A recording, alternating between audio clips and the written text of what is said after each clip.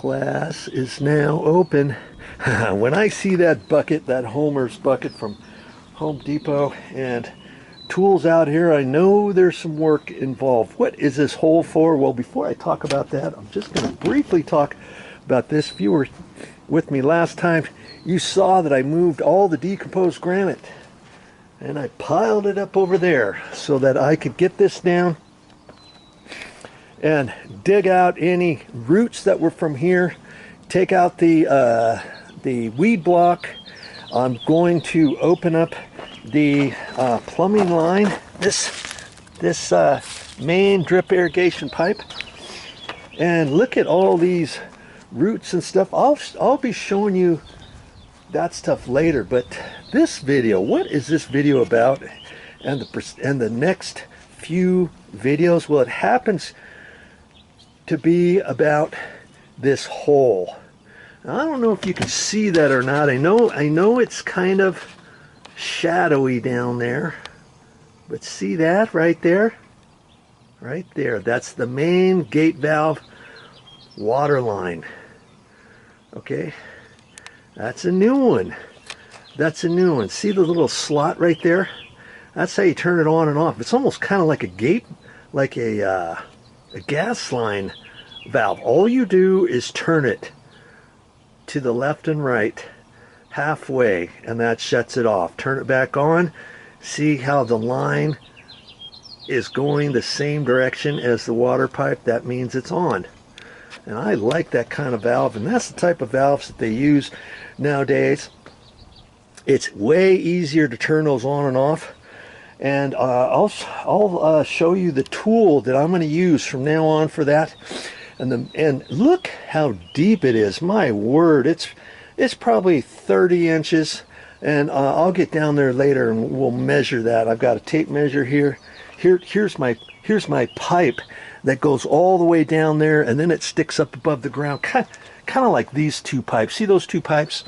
Well, those are for there's a whole apparatus there that sits up above the ground, and that's for the sprinkler system.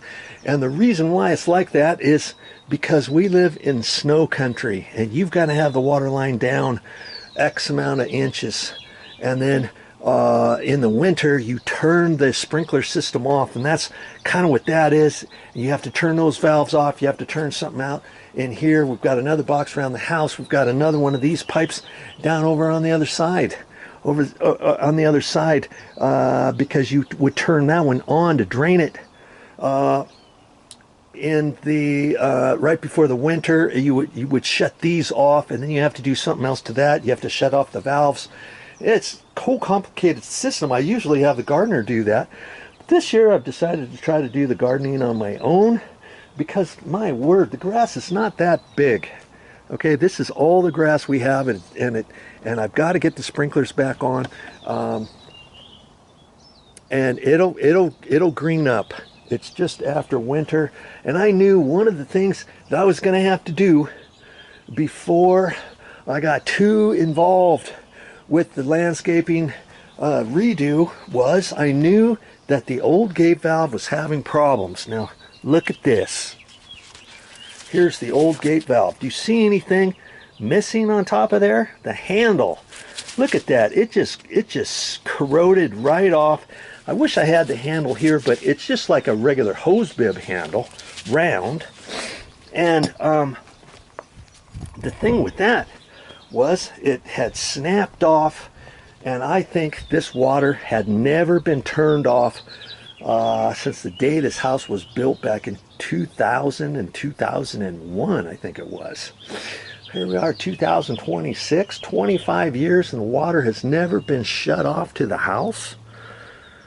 Well, lucky for me, after we moved in here, we've never had an issue with water, with a leak that we had to run and turn off. If you had to, instead of turning it off there, if you couldn't do it, you'd have to go out to the street, and there's a little valve there that you pull up, and it's the same type of valve as that's down there. You'd have to shut it off back there, but it takes special tools. You gotta hold your mouth just right and open that up and be real careful and all that kind of stuff. You're not really supposed to do that. You're supposed to only turn the water on and off right here, and I'll explain more in a minute.